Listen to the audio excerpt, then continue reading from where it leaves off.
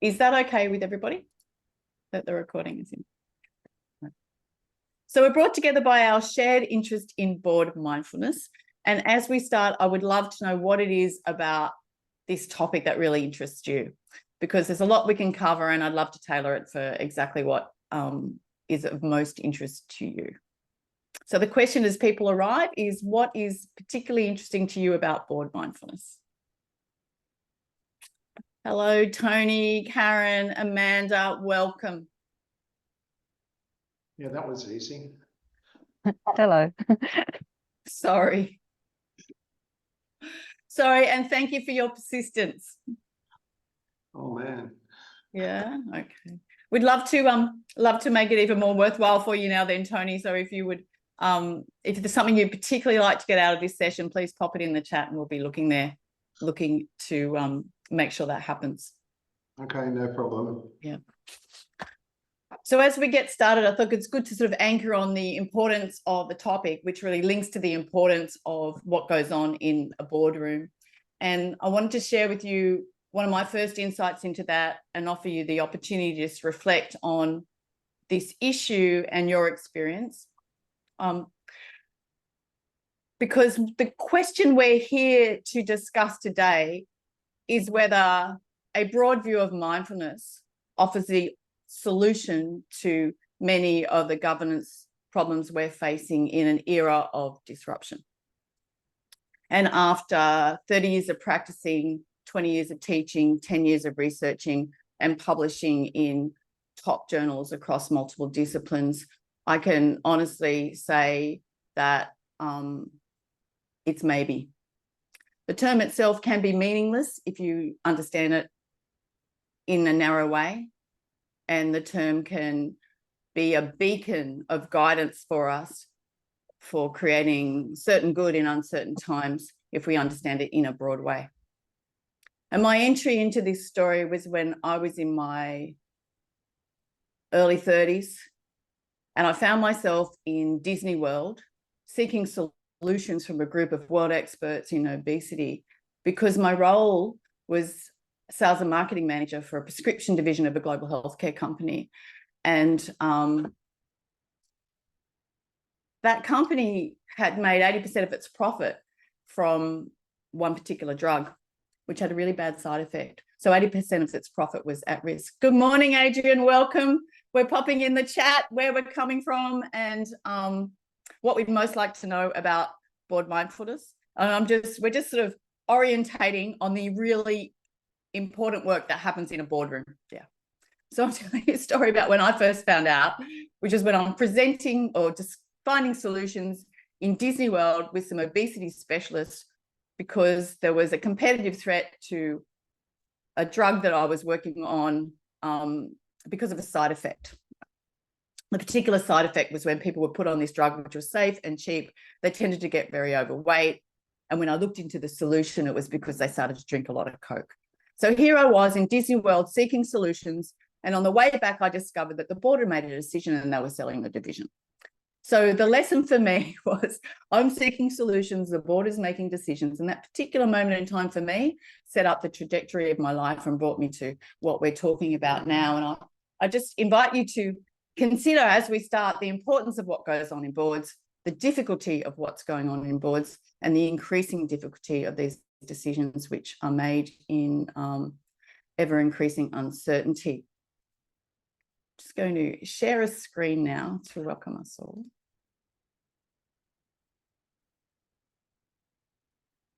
How does that look? Have you got one decent slide? Okay. Thank you. Thank you.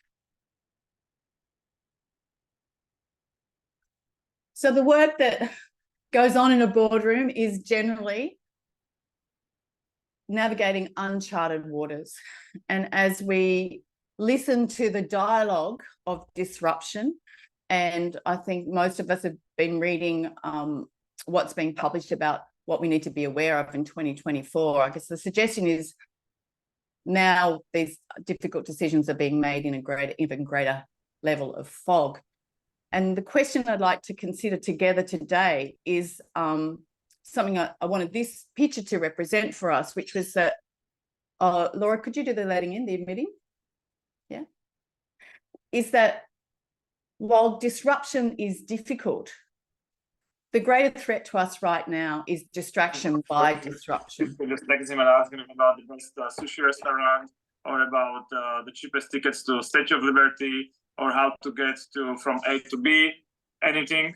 He has the knowledge base. Of course, we are taking the knowledge base from Anthropic, one of the large language models, But and also welcome from OpenAI. So definitely this is not something which we trained, but we trained on top of it. We trained on top of it some of the data and So information. is somebody also, talking to us, or did they want to be on mute? Sorry, check in. I believe is Or a good. Oh, sorry, I'm unable to see who that was. But thank you. Okay. Welcome everybody who's just joined us. Welcome. I'd love to be checking in with you all. So the idea here we've just talked about is that what happens in a boardroom is we're navigating uncharted waters. At the moment, it's like there's fog in the uncharted waters. And the idea that we're considering is that the bigger threat is actually distraction from disruption.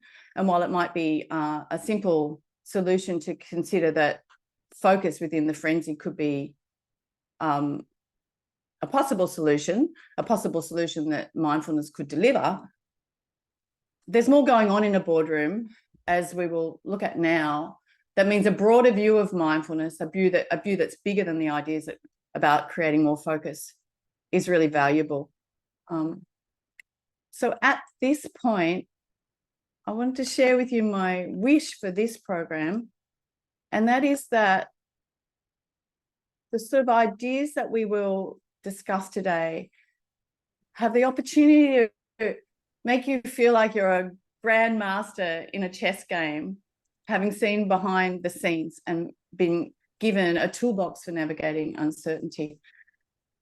So before we go any further, is there anything anybody wanted to say about these ideas today?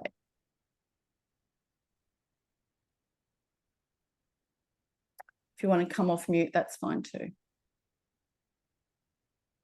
Yeah, hello, my name's Dane. I just really want to thank you for running this session, Elizabeth. I think as a mindfulness educator and teacher, but also as a board member, I'm fascinated by the work that you do, and you know, very much at the edge of this second generation of application of mindfulness, as you say, much further than, you know, how do we use mindfulness to manage our stress and well-being, for example. And so I think it's fascinating that you're leading this conversation about, yeah, what are the broader application of mindfulness and how do we apply it in these complex spaces, which are what boardrooms are. There's all the personalities, there's all the agendas, there's all the different levels of education and background that happen in boards. So really just saying, I think it's cool. That's what you're doing, and that you're running a session like this, and I appreciate it. Thank you.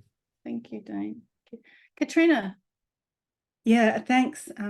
Dane, you're very experienced, obviously, in mindfulness. I'm absolutely on my L plates. I have done nothing on mindfulness. I've got 4 boards.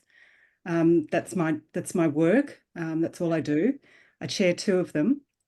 And I guess I'm here just to learn what mindfulness is and how I can apply that in the boardroom. I mean, you know, I've just put in the chat that I've got to appoint new directors on 2 of my boards.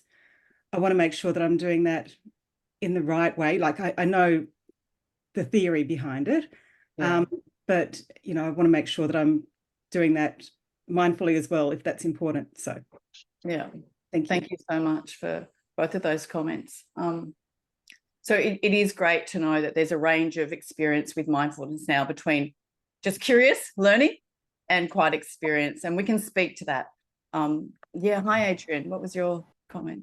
I suppose what I was looking for from today is a couple of things: empowerment of directors, training, education, empowerment, making sure that they're skilled up to make the decisions, but also burnout. A lot of directors are actually obviously doing other roles and so on, and they get onto boards.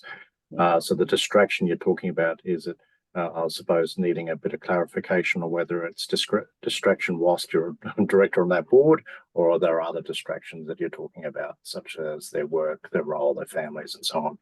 Yeah. So thank you for that question.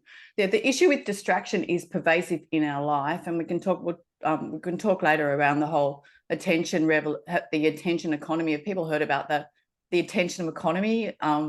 It's quite a conversation based on a publication at Harvard Business Review a few years ago, talking about how most of us are focused on the task at hand, less than 50%, and that ever since the iPhone came in and the rapid rate of change, technological change, it's getting harder and harder for us to focus.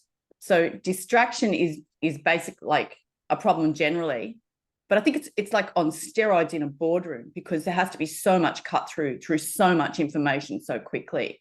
And I agree. I think that director wellbeing needs to be top of the agenda, which actually brings me to a point something I did want to share with you, was that when you review the challenges that people are suggesting we're facing in governance in 2024, director wellbeing is one of them, but there's so many others that it doesn't seem to be a high enough priority for sustaining high performance decisions in difficult moments.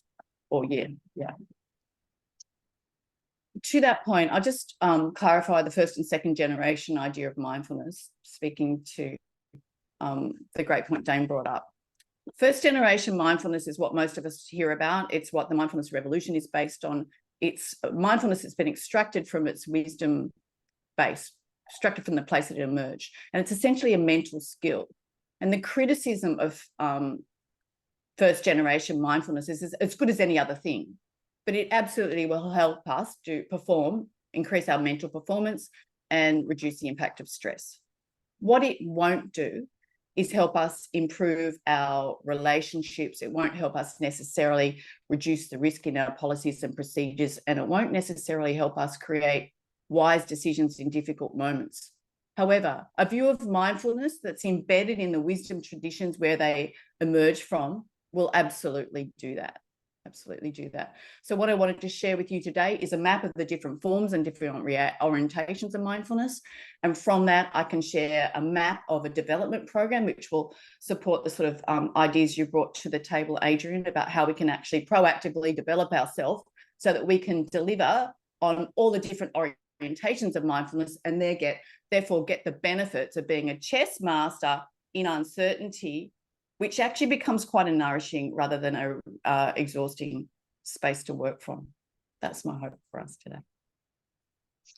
But I really appreciate you making this tangible with your problems, and I'd like us to just spend a little bit of time now really unpacking what the problems are for you.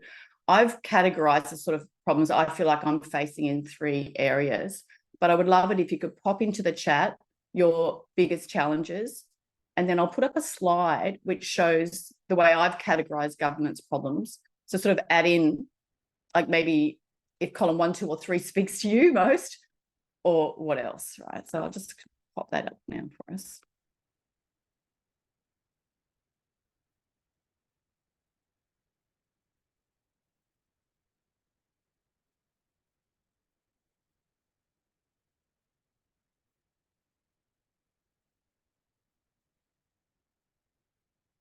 Are you able to see a slide of board dynamics? Hello? Oh. Yes, we can. Yeah. Sorry, for some reason, your pictures of you have all disappeared. I don't know what that's about. Are you just seeing one slide? Yeah? Yep, one slide. Okay, great.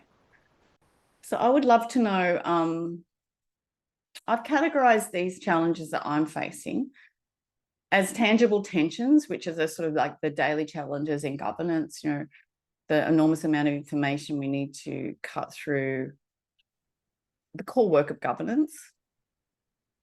And then the challenges that I find more difficult to discuss or less commonly discussed. The things like, what do we do about groupthink, making decisions and lack of information, conflict of interest, and sometimes the limited influence that we have. Then there's the foggy frontiers, you know, what's coming, but we know we know it's coming, we don't know exactly what it's going to look like. So it requires a proactive development of skills for crisis management, proactive development of ability to pay attention while simultaneously being very aware of the situation. Love to know in the chat.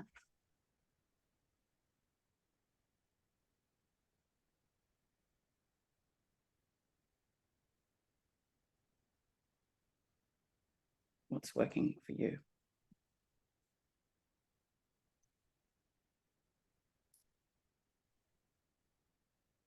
Any thoughts? So we've got a couple of responses in the chat popping up. We've got NFP board with many passionate members rather than skills-based board creates challenges across 3 columns. Not having the specialist skills needed on a board, such as accounting, legal. Yep, back to the slide, sure. It's Kelly. I actually, for some reason, I was sharing, I could see this sharing the screen and I couldn't see you. So I will go back to the slide now. That's that, yeah. I can see you now. The main reason I wanted to categorize these was to sort of bring into our conversation what we sort of all know, but often is harder to talk about. It's one of the reasons that it's so difficult to get research done in governance. There's a whole bunch of things we can't really talk about. It's, you know, the dynamic in the room, which you've all felt. When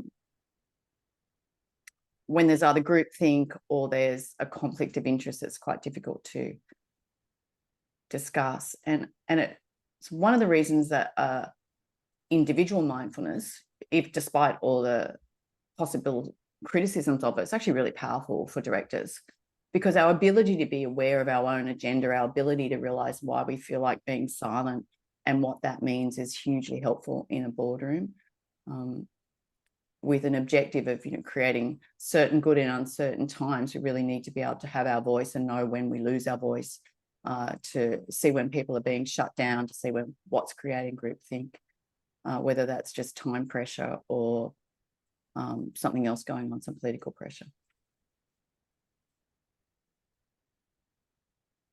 So I'd love to know if this sort of captures the sort of problems that you think we're facing and anything else.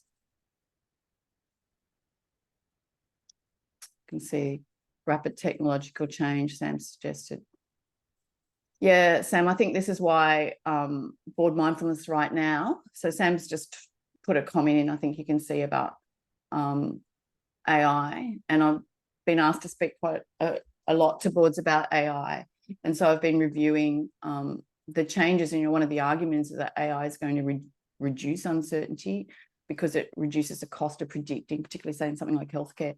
But in reality, because everything's interdependent, I believe it will actually increase uncertainty.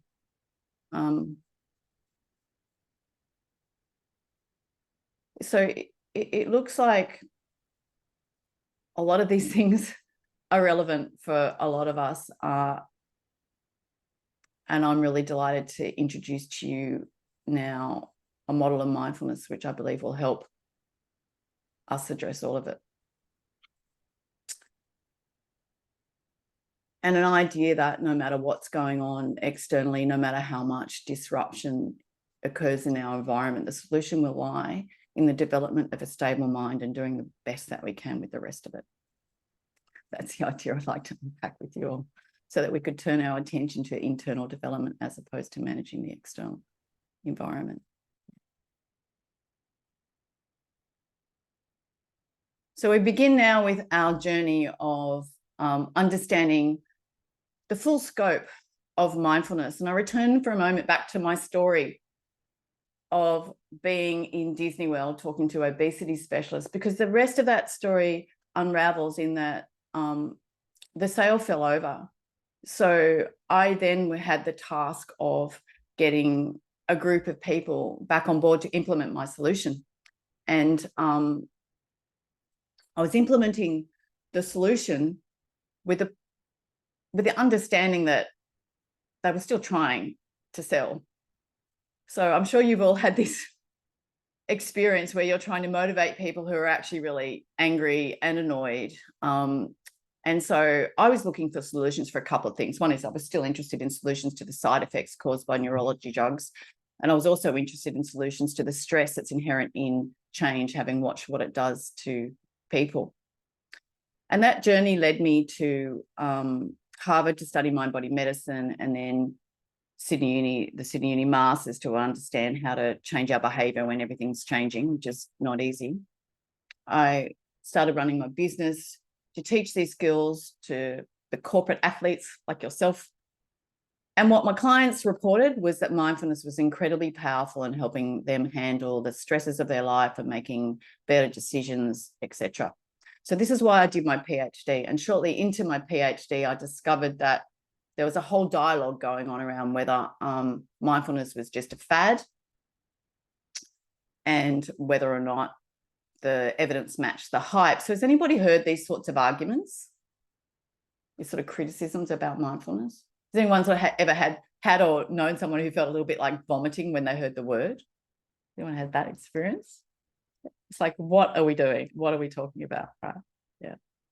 Josephine knows. Yeah.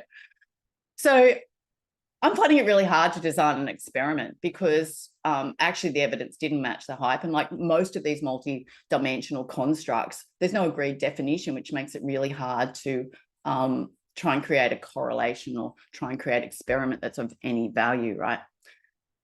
So I'm looking at the mindfulness revolution, reading papers that say, you know, does the evidence match the hype? And I'm really struck by one academic, Islam in 2020, who suggested that the term mindfulness was a floating signifier. And what we do is we place on the term whatever we understand of it. But, you know, I'm at this time doing a PhD on this subject. So wondering what I've done with a couple of years of my life. But then as it worked out, something happened to me, which I think has probably happened to many of you, which is life delivers a whole list of challenges. You know, there's a whole list of personal, very difficult things happened to me. I lost pretty much everything that meant something to me.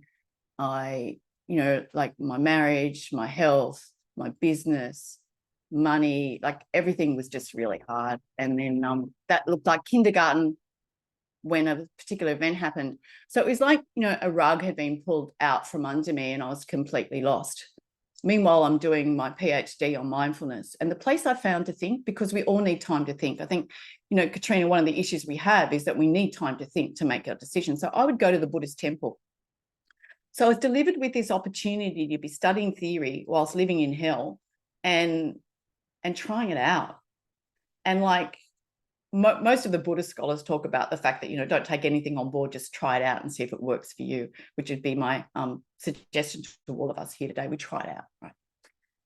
And I tried it out and I could see, I knew between my client experience and what I was learning in the temple, I knew there was something in it, but I didn't know what it was. And at this point I decided, you know, the easiest way to think about mindfulness is not forgetting. That's the traditional way, not forgetting. So in a boardroom, there's so much not to forget, which is just, that means mindfulness is going to help us, right? But it's not just not forgetting the keys, it's also not forgetting your manners, right? It's like what your grandma said, let's not forget the keys and let's not forget the manners. But there had to be more to it. So this time I found myself seeking solutions, and I ended up in a conference in San Francisco, the Mindfulness and Compassion Conference. And I walked into this place back at San Francisco University, and there's cheese sandwiches in plastic bags, Monte Carlos in plastic bags, and bad tea. And I'm like, why am I here? And then one person after another person walked in, and there were people that I'd been, you know, like reading forever. These were the rock stars of Buddhist mindfulness, the rock stars. So just share some of the people's work, because they've written some things that really help us in governance. This is my picture for you of floating signifier. This is Robert Thurman. He walked into the room and people started crying. Now, Robert Thurman is best known as Uma Thurman's father, but he's also written a bunch of books, and he brings to the boardroom this extraordinary work on anger. So he writes about anger, and one of the books there, Love Your Enemy, speaks to this. And he describes anger as this spectrum between frustration and annoyance to, full-blown anger. So Robert Thurman helps us navigate our frustrations in the boardroom. Yeah. Then there was Matthew Ricard. Does anybody know Matthew Ricard? Has anyone heard of Matthew Ricard? No. He's one of the best known altruists in the world. Like, he promotes altruism, but he's also known as the happiest man in the world. So Mathieu was a person that they put into an ECG machine and asked him to do different types of meditation. And by observing his brain, they could see that different parts of the brain light up when we do an empathy meditation, a compassion meditation. That's now being taken into an understanding that we can all use in governance, because empathy is this draining emotion. Compassion adds to this idea of action. So compassion is an action-orientated emotion, the sort of thing that we're all using in governance when we're trying to make things better. And it's energizing and nourishing. So Matthew's in there. Then there was Ron Purser, who ended up being the examiner for my PhD. And he's really famous for talking about mindfulness and criticizing the mindfulness movement, only because it's the idea that corporate mindfulness has been used as a band-aid to silence people around policies and procedures that don't work. So he calls it mindfulness. And then finally, the person I want you to really know about is David Brazier. I'm sitting next to David Brazier, and he goes, you know what? It's really simple. There's no one mindfulness, like there's no one cake, there's no one food, and there's two questions. And those two questions I offer you today, the answer to those two questions is what provides for us an understanding of the full spectrum of benefits that mindfulness offers governance. The two questions are mindfulness of what and mindfulness for what. And what that means is suddenly the contents can match the label. Any ideas? Because I'm now going to ask you to draw with me, and I'm going to draw we'll draw together a diagram that allows us to understand the 4 orientations of mindfulness and all the benefits that can accrue. Anything coming up? Any ideas? So if you've got the energy, I'm going to invite you to draw. If not, I invite you to imagine in your mind. First of all, a horizontal axis. On one side, there's individual. On the other side, there's collective. So we're talking about whether it's mindful of an individual or of a group. And the important distinction is a collective is not a bunch of individuals being mindful together. A collective is it's more like the distinction between one instrument in an orchestra and the orchestra, except the way they move together. So we saw this, we've seen this in work I've done with a sailing crew. We've got one of the crew here on the call now. And it's like the difference between how one person is working and how the crew is working together to perform in uncertainty. Then the other axis, the vertical axis, on the bottom, we have instrumental. So this is the purpose of mindfulness. Isn't an instrumental purpose something like well-being and performance? Or on the top, it's purposeful. So is the reason we're engaged in mindfulness for a substantial purpose? So what happens then is we get 4 quadrants and we can label them. And in the labeling, we understand the different benefits. And while there's differences, the development process becomes the same. So to speak to Adrian's point, we can develop these skills and then apply them in different directions. So on the bottom quadrant, which is both individual and instrumental, we have the majority of what's talked about in the mindfulness revolution. So we have a set of skills, a set of mind skills that will enhance our performance, improve our decision-making capacity, improve our wellness, improve our energy, reduce the impact of stress. So individual mindfulness will support director wellbeing. Above that, where we are in a quadrant that's both individual and substantial, we could call that individual wisdom. This is a second generation form of mindfulness. This is when we can turn our attention towards relationships.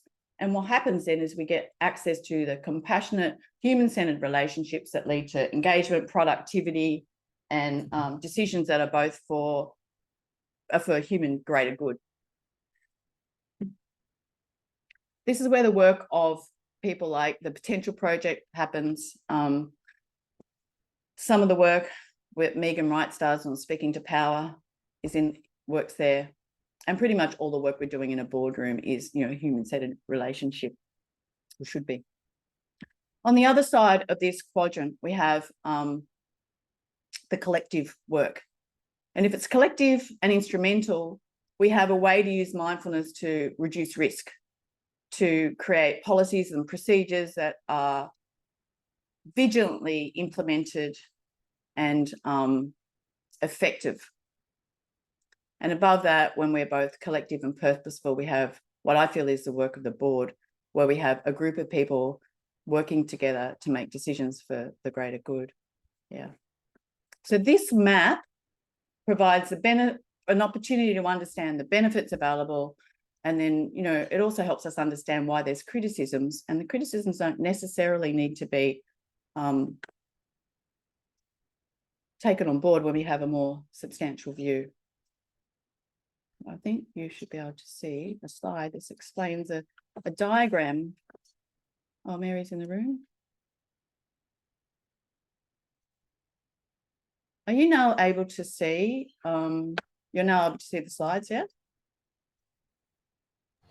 Yeah. No, this is not working. Can you see a slide with a picture of panda and an aeroplane? Yeah.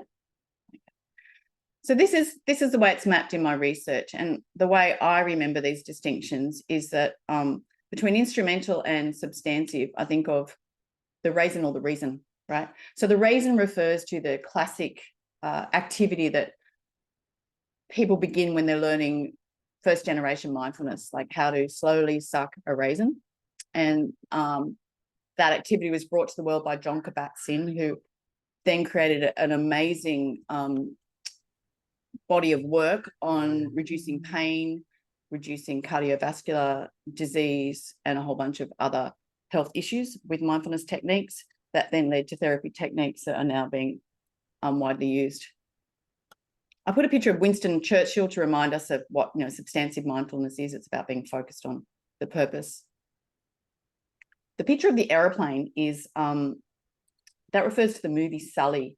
I don't know if you know where Sully landed on the Hudson. Does anyone know that story? Mm-hmm. So a lot of the work on collective mindfulness is done with safety issues like, aeroplanes and mining. It's a whole different discussion and dialogue, and often a lot of the mess in the science is about mixing those two things up. And the top is Kung Fu Panda, because Kung Fu Panda 3, there's a really good example of collective mindfulness in the panda village when people are sort of moving together. I have published a definition of mindfulness that includes all those things, but I still find it easier to think about, not losing the keys and not forgetting the manners. But you can see from that map that if we can think of mindfulness as a state or quality of mind that we're developing, that's giving full attention to both the present experience, the context that we're in, and the purpose of it, then what we'll find is a way to access all the benefits. And we can link the different forms of mindfulness to the different types of problems we're experiencing in the boardroom. So individual mindfulness will allow us to take the tension of the daily governance issues and sort of think more clearly about strategy. Individual wisdom will allow us to address silence, to address the things that are difficult to talk about and to create dialogue from that. Collective mindfulness will allow us to address risk and become resilient to change. And collective wisdom, when we're deciding together what to do in the fog of uncertainty, exacerbated by AI, is just simply going to help us cut through with wisdom. I think Laura's been putting some papers in the chat, and we'll give you any papers that you want. It's all written down. But at this point, I'd love to know what's on your mind. Any questions, any ideas, any thoughts?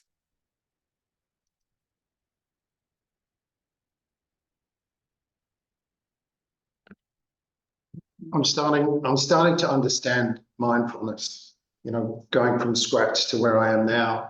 And I suppose the thing that I start to think about is group think within a board. There's got to be a fine line between being mindful and having group think, because I think some of the best decisions that are made in a board are when there are people that haven't fallen into the trap of just agreeing with everybody and there being total harmony within the room. Yep. Yep. I think there's very few places where the skills are needed as much as they are in a boardroom, Tony. And I think there's very few people who have as much systemic awareness and mindfulness as directors do, because the work requires it. Yeah. So it's more that because we really need it, it's really good way to, it's really important to continue to develop our skills. And what I hear you're referring to is this sort of paradox of being able to be very clear on our own opinion, read a room, and make sure that we're clear that the reason we're speaking, that we are speaking when we should be speaking. This is an incredible awareness challenge. Is that sort of speak to what you're thinking about? It's our way to deal with paradox. I suppose when you look at, like I sit on 3 boards and you know, one of the boards, very successful company, we've got the founders sitting there and they've just got one-track minds in terms of what needs to happen. Now that, to me, and there's no politics in the way a founder will, you might as well shove it in a bazooka and fire it at everyone around the table. You know, they're very blunt, they have a very clear idea. And sometimes the more experienced directors will push them aside because they're aggressive and not listen to the real message. And the message is gold in terms of what should happen. And if you didn't have that bluntness, I think we would have made some bad decisions. Yeah. Does that, are we on the same plane here, or am I going off in a tangent? No, Tony, we're completely on the same page. Yeah. Okay. So it's this ability to be discerning in the moment. And we need a lot of personal awareness to do that. And, you know, we'll all have it at times, but most of us lose it at times as well, is my experience. Which is really, you know, the ability and practice of self-reflection becomes really important. I can see a question in the chat about, do we need to practice meditation to get mindful? Actually, we don't. And it's extremely helpful. There's a whole curriculum of contemplation that I believe helps us do this work both better and easier. But to be honest, just the ideas can actually be quite transformative. So just the sort of models and the things that we're about to talk about now, which will move into more of the development process, I think are enough to really make significant help. Any other thoughts before we move on? Elizabeth, Chris here. Sorry. Just on the with boards, to me, it's expertise and experience encapsulated in awareness and self-awareness. And sitting on NFP boards, there are varying degrees of expertise, and there was an earlier comment about passion versus expertise or that vein. And in the mindfulness space, and you can be accused in an NFP board of sort of trying to impart your knowledge, which you're trying to educate the board, but it's got to be within limits, because everyone's got to have their point of view. But mindfulness strikes me as the same sort of thing. If you're the only mindful person on the board, per se, how do you educate the rest of the board without actually falling into the trap of trying to educate the board and some members being resistant to being educated? Yeah. So Chris, that's a perfect segue in why I've been trying to create this validated scale of board mindfulness. And maybe the word needs to change, right? But, you know, boards are used to being evaluated in so many ways. My hope with this scale is that we can provide, and I can show you what we do, we can provide a spider graph around the elements of mindfulness, which we'll discuss now. And that gives us a way to have a conversation about it without it being so difficult. You know, it's like when you're coaching people, like there's some things you just can't hit head on. And so sometimes an evaluation or some sort of diagnostic helps us have a useful conversation. Yeah. But we want everyone to be as mindful as you are. That's what we want. Yeah. So I thought we could talk about the elements of mindfulness that allow us to develop ourselves and the people around us in service of better decisions. And I'd love you to draw with me again, if you could just grab a pen. And this time we're drawing a bumpy circle. Yeah, we're drawing a bumpy wheel. So there's two levels of this wheel. And the outside level is the bumpy bit, like a bumpy outside circle. And in my mind, I'm imagining a wheel like the ones I've seen in Bhutan, where this is just a little bit off center and it's bumpy. And what this outside wheel is representing is the theory of second generation mindfulness. The outside wheel is what makes it second generation mindfulness, and it's an understanding of reality. So this wheel is bumpy to represent incongruity. So we call this 3 eyes that define this outside wheel and the mindset of second generation mindfulness. So incongruity is this acceptance that life is a bumpy ride, that we get into trouble by expecting it to be smooth. Now, does that speak to any of you? Do we find that you're expecting life to be a smooth ride?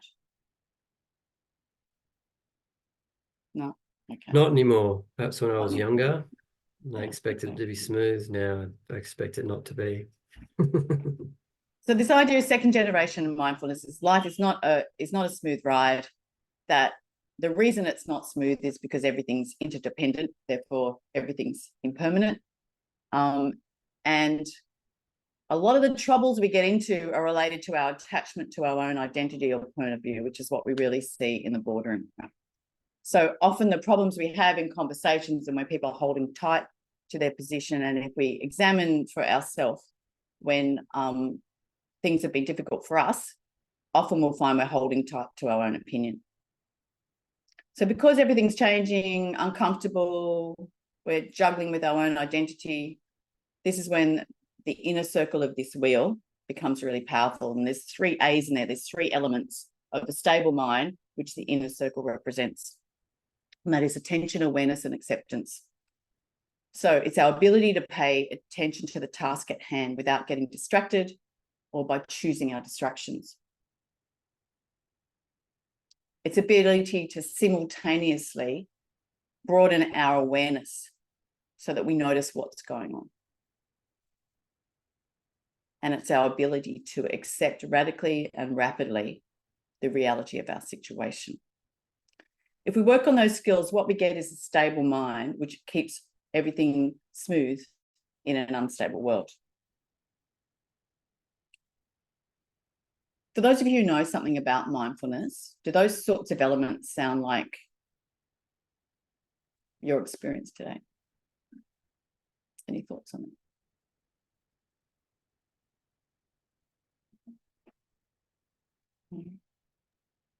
Yeah, that definitely resonates for me, and in my experience and with my students and the people I'm working with. Yeah, definitely. You know, we train attention. We train it through acceptance. You know, there's a certain attitude of attention, and that increases our awareness. But also, the more that we do that, yeah, we come up against these sort of all these recognitions of the fact that reality is unpleasant at times, that as you say, it's incongruous, it's impermanent, and that most of our issues come from how we're relating to them in an egoic sense. So that certainly feels true from my perspective. Tina, can I ask you, being new to mindfulness, do these sorts of ideas feel like they would be helpful in your board dynamics? So I don't mean that to be leading. I'm just sort of wondering where this is going for you, like given you're quite new to the ideas we're discussing.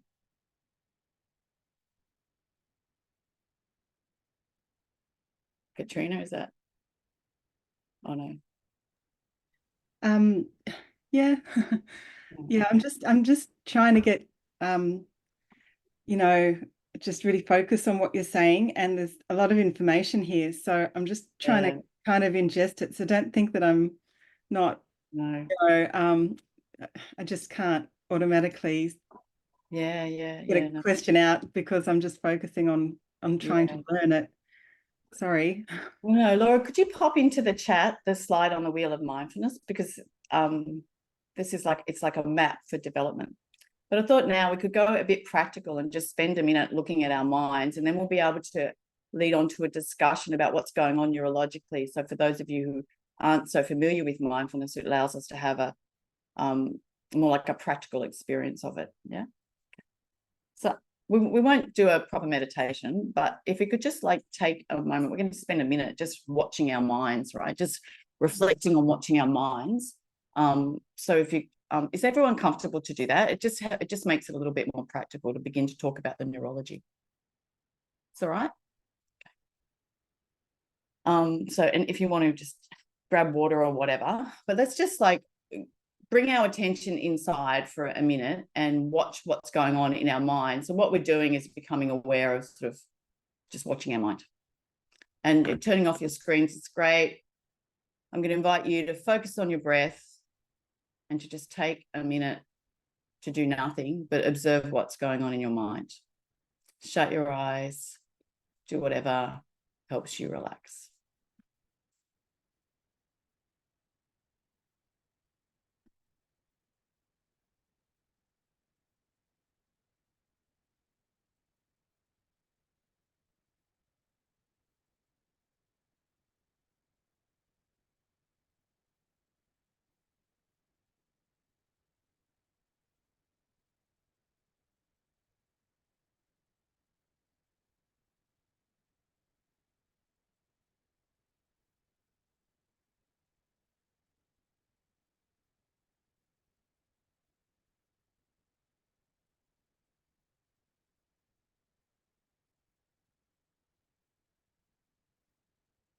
And if you're comfortable, you might like to really focus just on your breath and try to keep your mind focused on the experience of breathing and nothing else.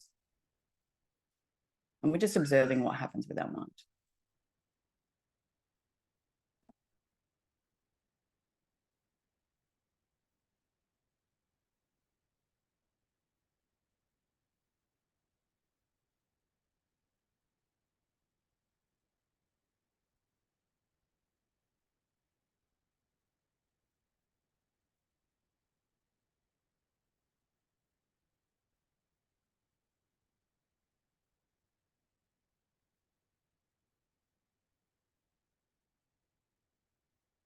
And then when you're ready, maybe just come back to this space.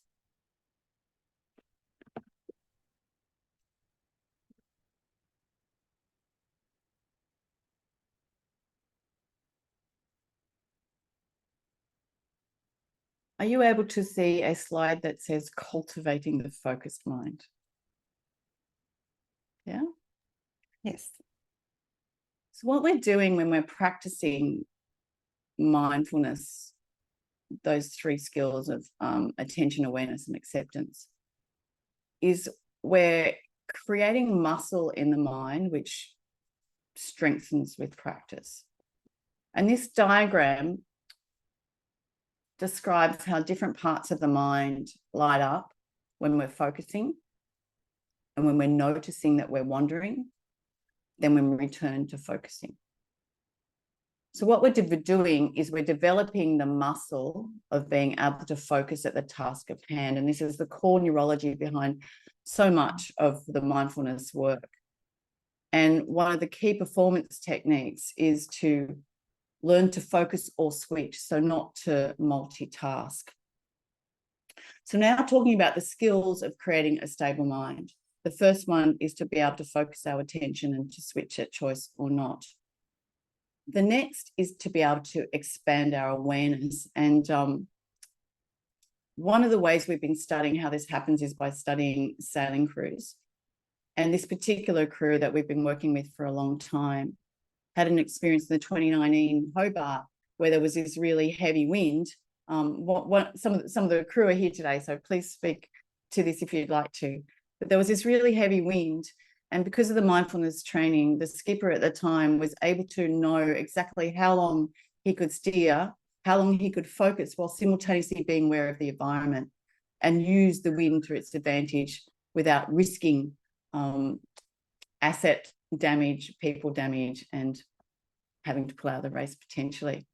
So this is where we've been studying the impact of mindfulness in difficult environments. And another place in this study, we got to observe what happens when we can't rapidly accept. And there was a point in this crew where there was a cloud above the boat, which stopped the boat. And we could see the sort of emotional difficulty that was going on without, when something happened that people didn't want to accept. And we've all experienced this in our lives. And it's one thing to really be careful of in our decisions in the boardroom is if we can't rapidly accept what's going on, then we're not in the best state to make really good decisions. So in that discussion of the mind skills of the inner circle, the way we create a stable mind, is there anything that's not clear about the distinction between attention, awareness, and acceptance and the way they work together to create a stable mind?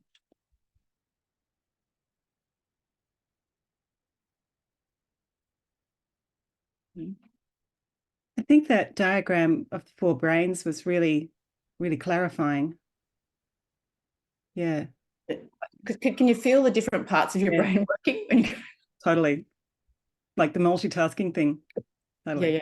Yeah. So the myth of multitasking, have you engaged in that sort of conversation yet? No. No, like I can see Melissa nodding. Does that mean you agree with it or don't agree? It's bullshit. It's impossible. So, but yes, I've had a lot of coaching actually demonstrate that, and the risk of multitasking, and actually really to what it does from an energy perspective. So, I actually have a question for you around, so much of, boards and the assemblance of boards is about stakeholder management and, rapidly accepting where we are and what we're facing into when potentially, I'm going to, talk openly about my own business board. You can see the number 7 behind, so I probably don't need to say who our chairman is, but, we're an organisation going through massive rapid change, but there's some resistance, I guess, to let go of the old and an acceptance of that it will come back, and that's what's made the money and that's what's made the business, and that I'm finding, to be honest, quite challenging to navigate in a respectful way, particularly when that chair is a 42% shareholder of the business as well. Just being very transparent. Yeah, no, yeah. So this is why I think mindfulness belongs in the boardroom. I don't think you get many contexts as difficult, and the sorts of challenge that you're bringing to our conversation today is like as hard as it gets, right? As hard as it gets. So if we go to the theory, right? The theory is we know we accept that life's uncomfortable, difficult things happen. We accept that there's this interaction, and we accept that some of the problem comes from our attachment to our own view, right? Which is hard to hear for ourselves sometimes. But some of the difficulty you've got going on is that you want this to be different. Yeah. Fair enough, right? We do. So then we go, what's the solution? The solution is to do the best we can with that external environment whilst creating the most stable mind we can. And we know how to do that. Attention, awareness, acceptance. Then it's like, well, okay, we want to be influential to make this positive change. So we do what we can to help people understand these skills, to help people build their own self-awareness and then let go. I don't know that helped, but, stakeholders require compassion. Like they require the skills of the human-centric skills, really. So the empathy, compassion, and also just the wisdom to do the hard things in the human way, as Rasmus Hugart from the Potential Project likes to say. Do the hard things in a human way. Deliver the difficult messages kindly.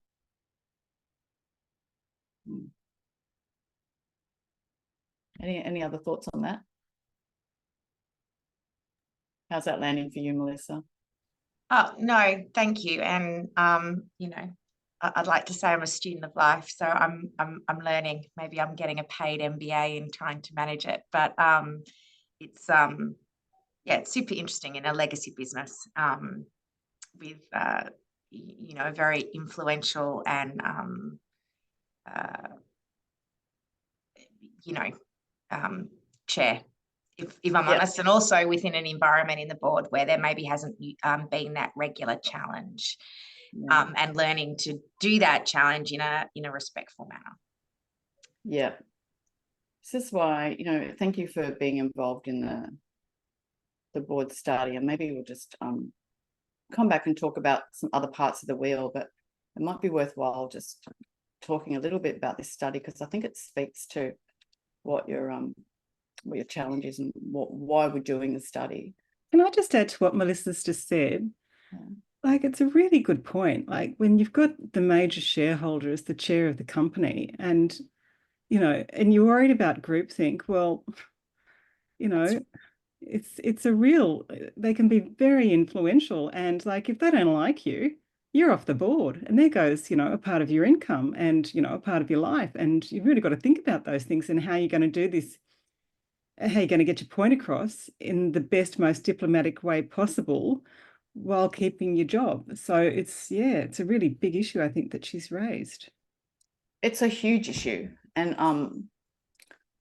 it's a huge issue, and I think the challenge is for us not to give up when we see such a difficult situation.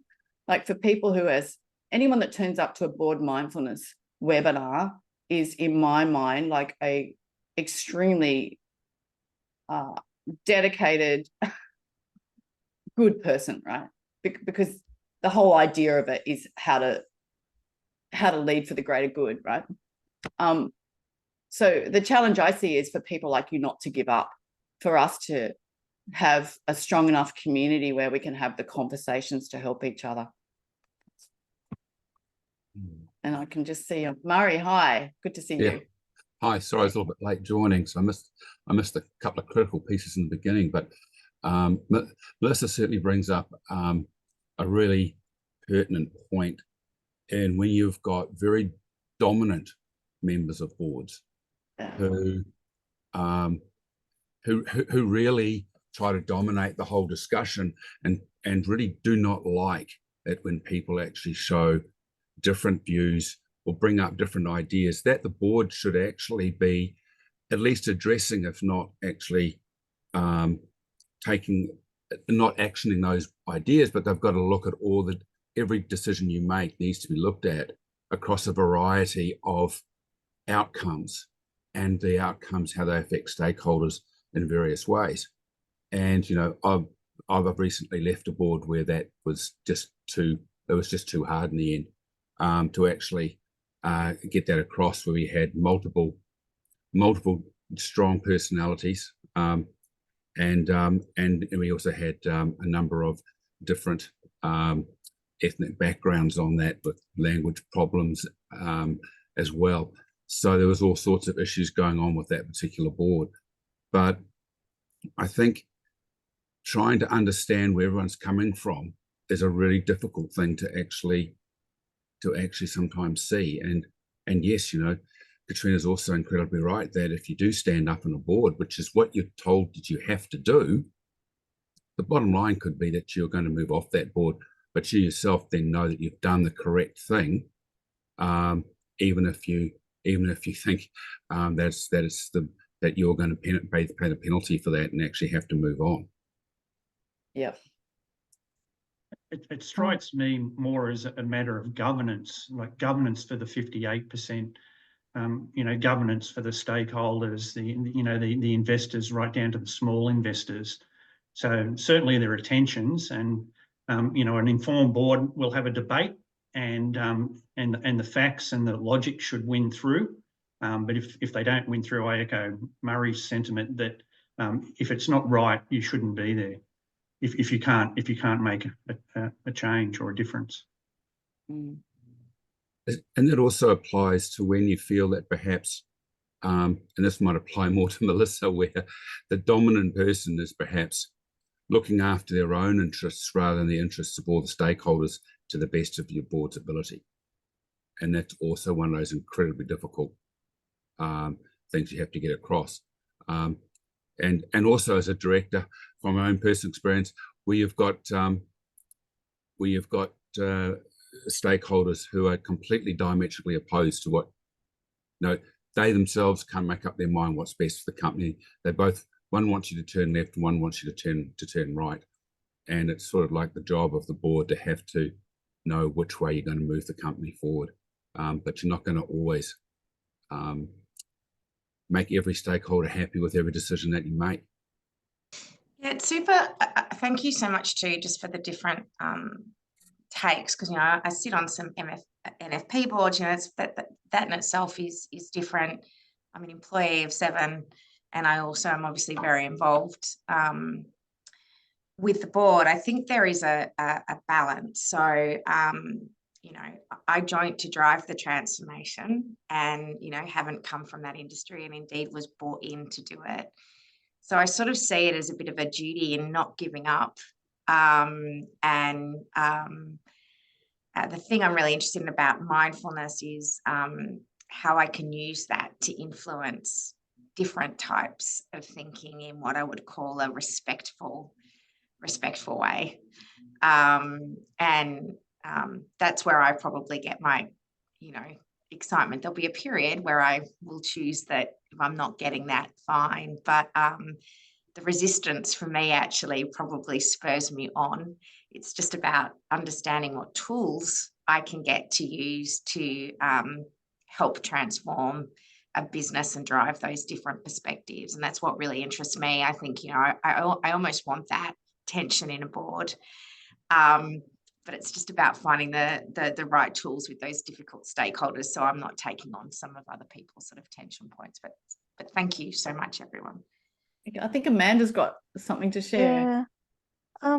Just a couple of things. The first one was, it isn't always the chair who has that enormous influence. I took over as chair of my second chair role. On a board where there was a really strong case of what we call founder syndrome because of the CEO and a really long-term CEO with networks everywhere and an intense need for change. And I really struggled with maintaining patience through that process. And I read a lot about maintaining equanimity during the process as part of some of the mindfulness readings. But the other thing that led me to was to reflect on the chair role with other board members, because what I have discovered is I find a lot of the time I walk out of a meeting that I've chaired and I spend a lot of time reflecting on how much I think I should not have tried to influence what was going on.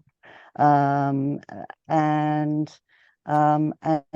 trying to question how to improve that using what are essentially mindfulness techniques, but I don't call it that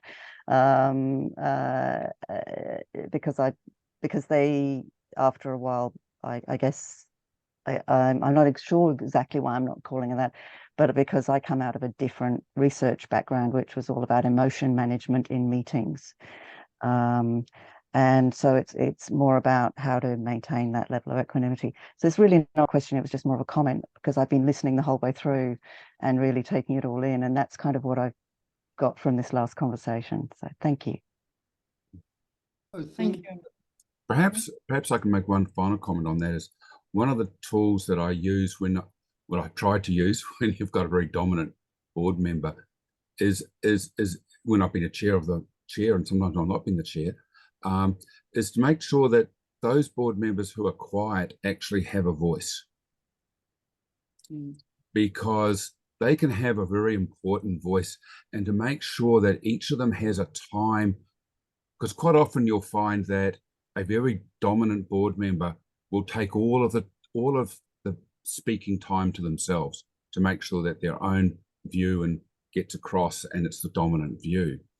And I just try to make sure that I go around to every single board member to make sure that they've had their time and said what they want to say at that particular time in a place that should be a safe place where you can say what you like because it doesn't go out of that room. Doesn't always work, but it's trying to. Thank you. Any other thoughts for now? I think just look, I think sort of the model that you put up beforehand around sort of understanding reality and then the core of is very good for looking at a board. The reality is boards are made up of diverse characters, all with their own personalities, all their own backgrounds. And that's just the reality that we operate in. And I personally sort of find that, you know, one of the hardest parts is to demonstrate mindfulness myself when I'm in those situations. And through that leadership, that there opens up conversations with other board members. Sometimes they get more aggressive, sometimes they reflect, but it creates a new, when I demonstrate mindfulness, it creates a new space for everybody else around me at the board table. Yeah, thank you, Paul. I passionately agree with you. Passionately. My wish for the project that, is everybody here has been invited, has been part of the project. I understand. Have I missed that at all? So my wish for the project, and, you know, we're almost there. We need 40 more people, and, you know, there's few validated scales and governance because of this. So it's a journey, but the survey's already there, right? And so at times I still run it. And the outcome is that the whole board can complete the survey. And then there's a spider graph that talks about these 6 elements, you know, and where people are arriving on this spectrum of identity, incongruity, impermanence, attention, acceptance, and awareness. And it doesn't matter where anyone comes, but what it does is allow us to have a dialogue which takes us out of the personalization of the power dynamics or the personalization of groupthink or what, just allows a conversation. And then the development program, if people want it, can come with individual mentoring, so it doesn't have to be on display. Ideally, group discussions about these types of elements, or just simply a 1 hour, 2 hour workshop on these ideas, which I think, I'm hoping Paul leads, like supports what you're doing, which is we can show people by our own behavior, and then we can have a way to discuss it without being personalized. That's my dream for the research. So thank you all for contributing. I think, you know, this conversation has brought up the most difficult thing to talk about in all of mindfulness, and Dane, or what I've found, and Dane, I'd love it if you could comment on this too, which is this, you know, identity piece. So, and Amanda, I don't know where this lies with emotion management, but certainly in all the things to unpack around corporate mindfulness, I find this the hardest to explain. People get some people get quite triggered by it. Last year, I had the opportunity to talk about identity with a group of very senior people in a very large global professional services company. And, you know, a lot of the science used to talk about identity is pronoun science. You know, it says like the relationship between how often we use I, me, and mine and our success is reversely correlated, right? So the idea is that more we use we and our, the more successful we are at work. But the women in the room are going, no, I need my pronouns. If I don't say I did this, nothing's going to happen. If I don't say my opinion is this and champion it, nothing will happen. So I'd love to. Anyway, so the path to developing here is reflections on the impact of identity. It's reflections on the impact of the reality of incongruity. These sorts of things are the development process. Anyway, I'd love to hear your thoughts on that, Amanda. Is the path to equanimity helping us all understand how strongly we're holding on to our identity and helping us help others noticed that? I think, yes, certainly the comments Paul made about making sure that everybody else is heard are a practical kind of demonstration of helping others. But yes, I think that is correct, essentially, without going into lots and lots of long conversation. So Laura's just put into the chat one of the questions that we ask people in the development of identity. You know, like how it's just a reflection on how do these types of things are. I'm going to invite you to read that for a moment and just see whether that lands to you. If that's the sort of conversation you could have with anyone, imagine how to do that.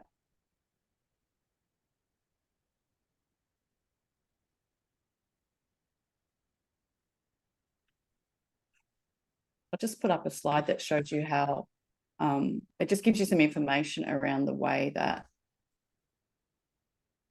we deal with it from a diagnostic point of view. Can you see a slide with some QR codes? Is that right? Yeah. So the way that anyway, it's described there, the way we try to help directors with these difficult situations. I'm conscious that we're getting close to time, and I wanted to make sure that I left you with some ideas around, I guess, how to continue your own journey to develop more of your own mindfulness, or to support those around you to develop more. And the tips and hints around how to build skill in the different areas. So what you see is the two rims of the wheel in this diagram describe what's common about the different forms of mindfulness. And then the different words in the quadrants talk about the different orientations of mindfulness that were in the map. Is anyone keen to go into a few tips, and or is that a good way for you to end, like to go into some tips and tricks of things that you could try, and then I can stay on for up to half an hour to answer any questions you've got if you'd like to do that. Just want to make sure you had something tangible. Yeah, any thoughts? Yeah, tips are good. Tips are good. All right, let's do some tips. So the first idea is, like, let's breathe, because it's a constant available tool for us to focus our attention. And I think many of us will find that at times, if we've got some need for emotional regulation, that great phrase that's been brought into our masterclass, then understanding the way the breath can help us is really helpful. And one way I really like one idea, I don't know if anyone's heard about, like, the different types of breathing, and we can describe it as water, coffee, whiskey. Have you heard about this, Dave? Have you seen the whiskey breath? So the idea is that we can change the way we feel by the way we breathe. And, you know, whether we breathe in more, out more. So what we find is if we're breathing in a lot, we can get energized. If our breath is longer going out, we can get more relaxed. So, and then if we breathe very evenly, it really helps us with our equanimity, right? So whiskey breath is breathing out longer than we breathe in. So we might breathe in for 2 and out for 4, and it's like having a whiskey. A coffee breath is the opposite. And a water breath is what the SEALs do. The Navy SEALs keep themselves calm in chaos and difficulty by doing box breathing. So it doesn't matter whether it's 1, 2, 3, or 4.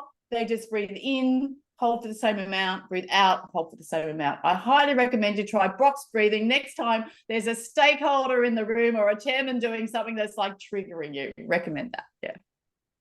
Here's some books. I really like The Attention Revolution by Alan Wallace, who helps us focus our attention. And he talks beautifully and accessibly around the whole second generation mindfulness conversation. And then Robert Thurman, the man that I shared with you, is Uma Thurman's father, and talks really well about anger. He also talks about virtues. So the idea in developing the mind is around reducing the things that are getting in our way and working proactively on the things that are helping us. So we proactively work on compassion, patience, acceptance, and then we also work on reducing our anger and frustration and those types of things. If you want to read my work, I have a book that's on my website called Buddha in Pinstripes. And if you go to the section on collective wisdom. That's the section that really speaks to the competencies of boards, or how mindfulness can help boards do their work. And there's a way to describe the competencies, which once again gives us a language to get out of the personal dynamic and help us. There's QR codes to other people's podcasts if you wanted to listen to that. And all of this can be sent to you afterwards. But Ron Purser is the man that talks about, you know, what he criticizes corporate mindfulness for doing. And in doing so, he's offering us the opportunity in boards, because he's talking to us about what really is the potential. And then Matthew Ricard talks a lot about compassion. And I think in the boardroom, if we can anchor to compassion more than empathy, we get more energy. Like one example for me is that at the moment I'm on a board that's discovered that there's a particular country that is looking at introducing a law which will have quite a devastating effect on people who live with mental illness. So, you know, when we feel that, we get very distressed. When we take action and start writing letters and doing something about the law, then we feel more energized. I'm going to invite you to watch movies. It's a great way to develop your mindfulness skills. So some of the really good movies I feel help us are movies about like different forms of wisdom. So Life of a King is a movie that I've written about quite in a paper called Coaching for Wisdom. And it talks about the way we need to focus on the endpoint and the value of life. The picture there is from Rabbit Proof Fence, which is a really beautiful example of systemic awareness and what we can learn from Indigenous leadership.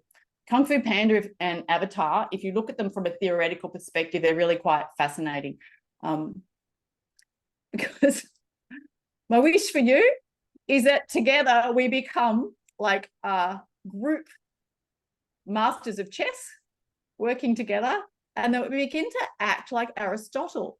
So it's the practical wisdom that is described in Aristotle's work, commonly known as phronesis, that I think we develop as an outcome of developing all of the mindfulness skills we've talked about today.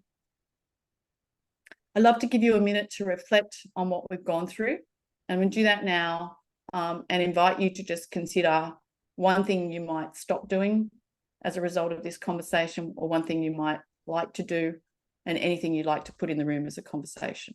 So if we could just take a little while to reflect, I think that would be a useful way to end our time together. Something you might take with you, something you might stop doing. And I'd love to see it in the chat if you had energy to do that.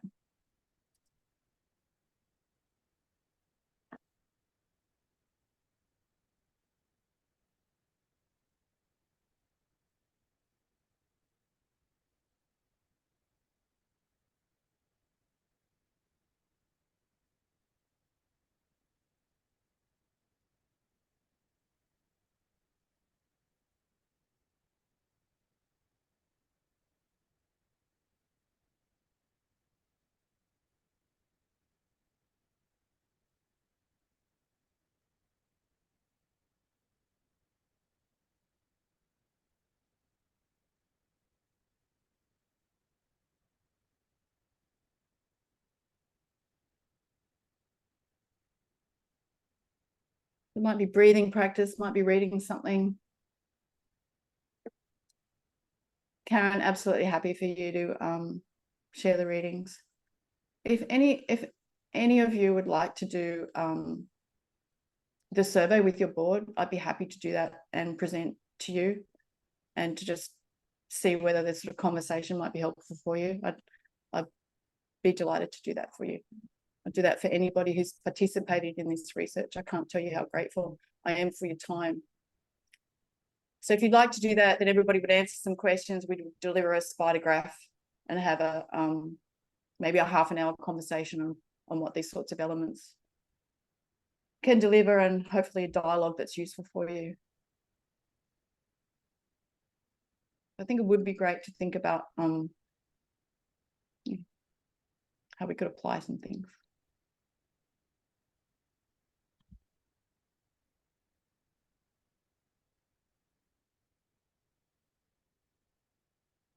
Oh, Peter, yeah. So how we utilize and deal with them. Yeah. That's actually a really beautiful point, Peter. So Peter's just shared with us this idea of accepting everybody's opinion and using our mindfulness to sort of deal with it. Is that right, Peter? Did you want to speak to that? I find it's a really powerful position. I think it's just in the way that you really show respect and consideration of people's views. It's not only the way you look and engage, it's just how you deal with what they say. So I think it's no more complicated than that, but just showing the right of respect, that you've listened, considered, even if you don't take any action on the point, or you can move on from there. Yeah. So is that how you apply mindfulness? Mindfulness of other? So like that's like in my model, that's like that hits the individual wisdom quadrant. Oh, possibly. Look, I'm an amateur. I just learn every day, and I learn from every board meeting on every different board that I'm a director of or chair, or whether it's a startup or a large business. I just find I learn all the time, and so I can't help but have a smile on my face for most of the time. And then I look forward to being able to utilise that knowledge and make a difference going forward. Great. Thank you so much. Thank you so much. This whole compassionate position towards the other is profoundly useful, Dane. I imagine that you train that as well, do you? It has this really direct relationship to engagement. I'm doing some research at the moment on a culture survey, and there is a really clear relationship between this sort of like compassionate approach, employee engagement, well-being and productivity. Yeah, it's certainly something I train a lot of. I think sometimes we come to these practices, even a compassion practice, and we think, oh, we do it and we're going to change the people around us, of course. But what's beautiful about compassion is we soften our own resistance to the people around us. We start to break down our own mental barriers that we've constructed. And so, yeah, the personal benefits are profound. But as you know, Liz, the research is really clear that when we train in compassion, our relationship quality and our ability to influence others is profoundly increased as well. So it does have this carryover effect where it empowers our ability to influence and form healthy relationships. Yeah, absolutely. Thank you. Thank you. So any questions or thoughts that you'd like to finish our time together? I'll put up a slide that will show you how to contact me if you don't know. I'd love to stay in conversation with you all. Just something that I've been thinking about, and I love particularly in your work how you started to conceptualize the movement away from individual mindfulness to collective mindfulness and what that might look like. Because it's something I think about, but I'm not quite sure how to build or how to work with teams around, or do I do work with teams around? But I suppose something that's a bit of an edge for me is I'm also doing a lot of strategy consulting as well. And I'm framing that effectively in terms of mindfulness. I'm saying we're looking at how an organization moves into a healthy and purposeful relationship with its entire environment. Yeah. So in some ways, I'm borrowing some of those mindfulness definitions and go, this is what effective strategy is, not just about profit generation, but it's about how does this organization relate in its entirety.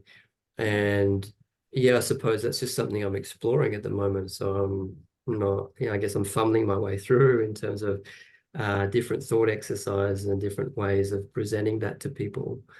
But what I've found is there's an increasing appetite for that.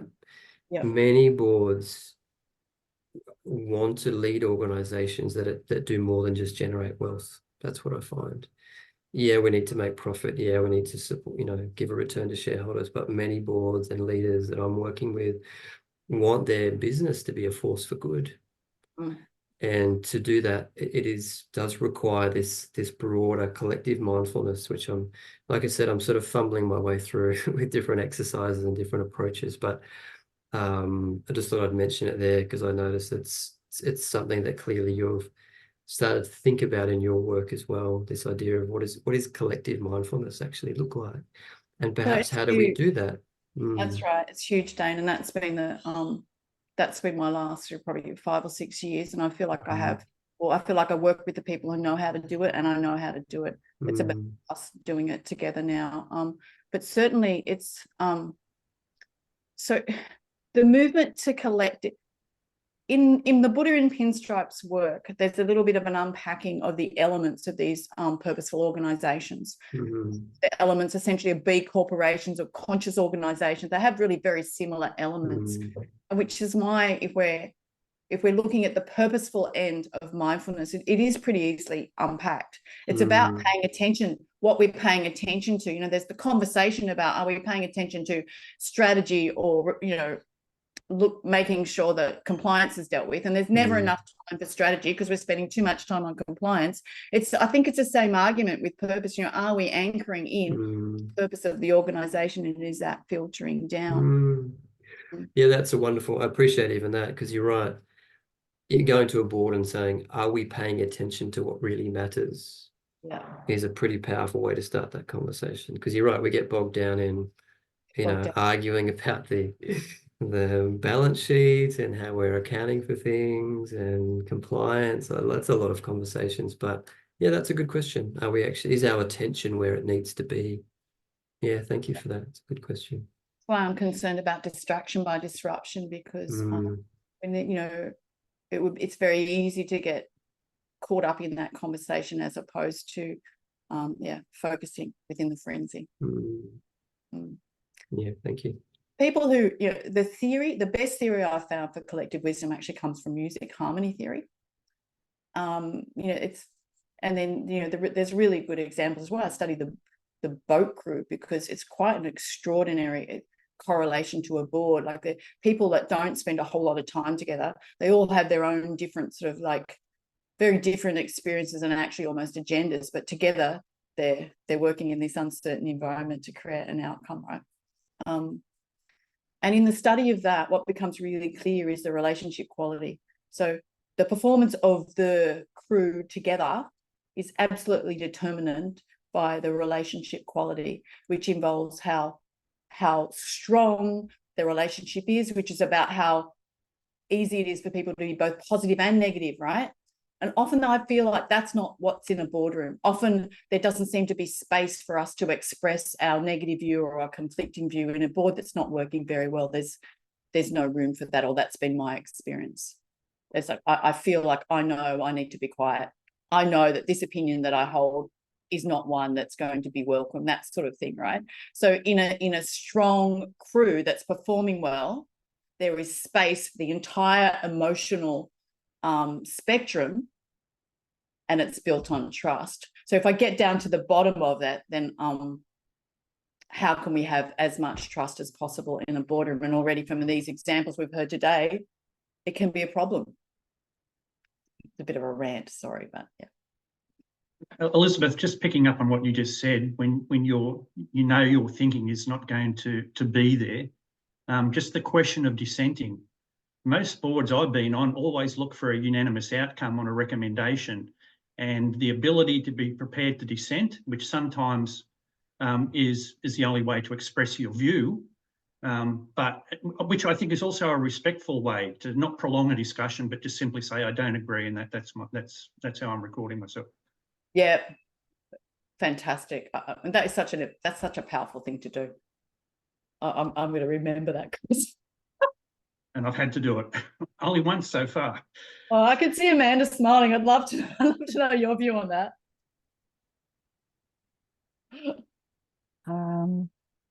Yeah, I'd certainly that ability for somebody to record that in such a matter-of-fact way is incredibly important to, and that's the incumbent on the individual within the room to do it. But the other part is it's often those people that have the long-term focus in mind, not the short-term focus of the decision that's being made. And so often it's really good to actually delve into the why with those people as much as possible and leave room for their opinion to be expanded even further, I found. Yeah, that sounds really useful. I'll just recognise to everybody our time is up. So please feel free to leave if you'd like to, but I'm also really happy to stay and have a conversation. Tony, what was it you were going to share? Well, I was going to make some concluding comments on my behalf. One of the confusing, not confusing, one of the things that makes mindfulness extremely difficult for me to get my mind across is the junction between mindfulness and how well or otherwise the board's functioning. And I think mindfulness in a board that's functioning properly has a great deal to offer. But if I listen to a lot of the issues that people are raising, they're sitting in boards that aren't functioning properly. You know, they don't have a charter, they're not working to a set of rules, there's no shared leadership, you've got people with hidden agendas. Oh man, it's so complex. Okay. Yeah. So a lot of it comes back to the functioning of the board. Get that right. Then once that's right, you add mindfulness in, because I think mindfulness would be extremely difficult in a dysfunctioning board. That's where my head's at after this hour and a half. Yeah, thank you. I can see. I guess the question becomes, can mindfulness be used to improve the function of a board? So even if we could pay attention to the things, like even if it gave us a way to have a conversation to pay attention to the dysfunctional dynamics, I think that could be helpful. But absolutely, it's a bumpy path. That's what I'm hoping from the research. It just allows us to have a dialogue which takes us above it. In the same way as, you know, when you're coaching and you've got all these coaching models in your head and you can provide psychological education to people, and it just takes you above the issues and allows you to have what I've found often is a very useful conversation. Thank you for your time. Yeah, Katrina. Yeah, just going back to what Tony just said, the functioning of the board versus its dysfunctionality, and getting the functioning of the board right is paramount before mindfulness can be introduced. That's how I heard what you said, Tony.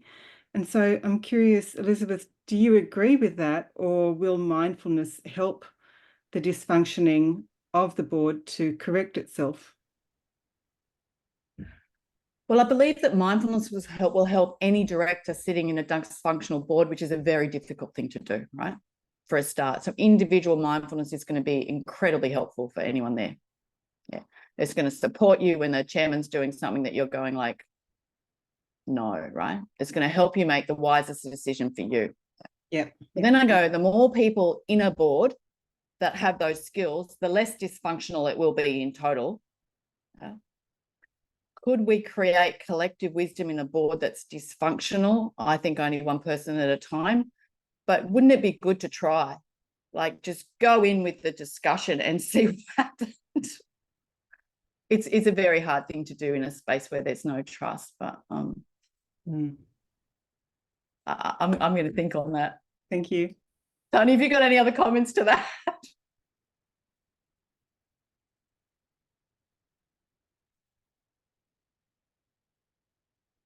Sorry, did you just ask me, do I have comments? Yeah, I just wonder whether that landed with you.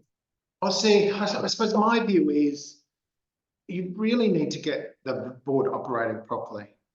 And that's, you know, that's a rules, that's charter, that's an agreed way we're going to operate. It's encouraging respectful disagreement. You know, like, it's good that you sit in a room and people disagree, because that's how you get your best ideas.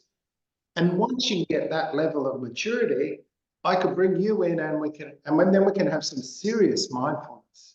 But, oh my God, if you've got a rabble and you're trying to teach them mindfulness, the rabbles that I've been a part of, I don't know. I hope I'm not rocking. No. But I'm just thinking that I'm always struggling with the word, right? So this idea of it being a meaningless word, because actually it's this multidimensional construct that people, you know, put whatever opinion they have on it. Like, I do wonder whether that it's better to just talk about the elements. Would it be fruitful in a situation like that to have conversations about what are we paying attention to? How aware are we of what's going on? You know, are we aware of our own personal agendas? I found in the research that I've never met a group of people who could so eloquently discuss the elements of mindfulness as directors. No, never. Like if you go into a group of senior managers and try to discuss the role of identity and personal agenda in a meeting, it's like, it's really not easy. It's not an easy concept to get across, but a director like gets it, right? So I feel like it's like I don't know, like a workplace skill already. And I wonder if, you know, we don't use the word mindfulness, knowing the theory and use the elements. I don't know whether it is discernment, intuition, whatever is acceptable. I know, like, I'm working with a board in the mental health area at the moment, and you can't use the word mindfulness. So for them, it's a medical process. You use mindfulness to reduce the impact of stress and pain. Yeah.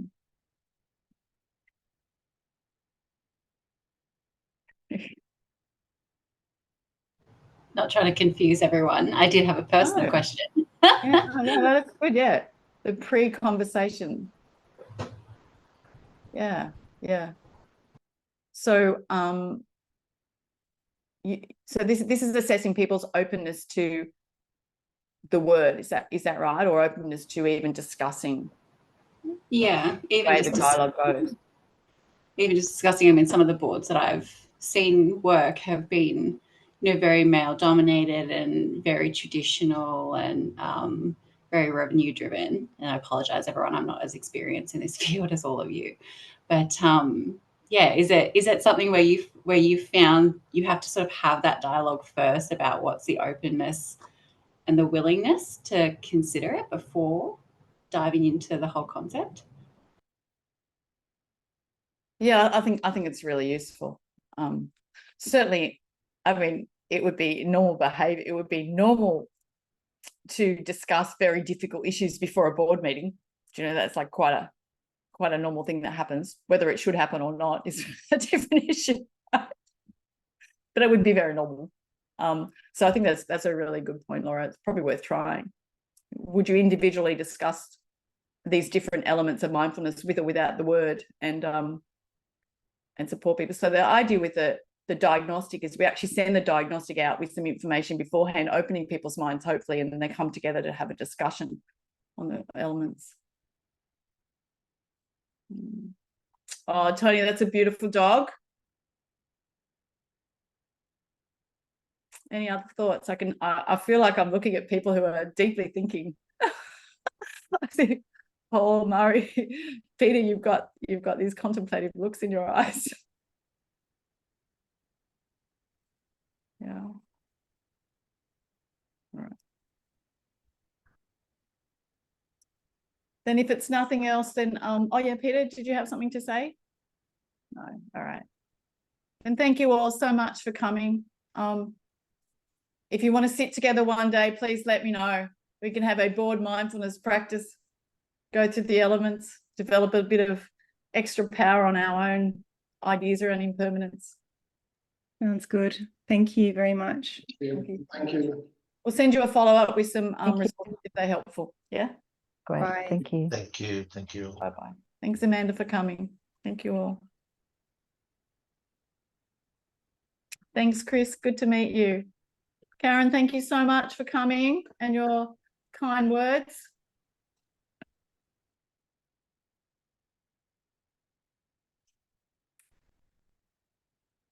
Well, oh, we didn't record, Laura. I'm recording. Oh, yeah. Okay, cool. All right.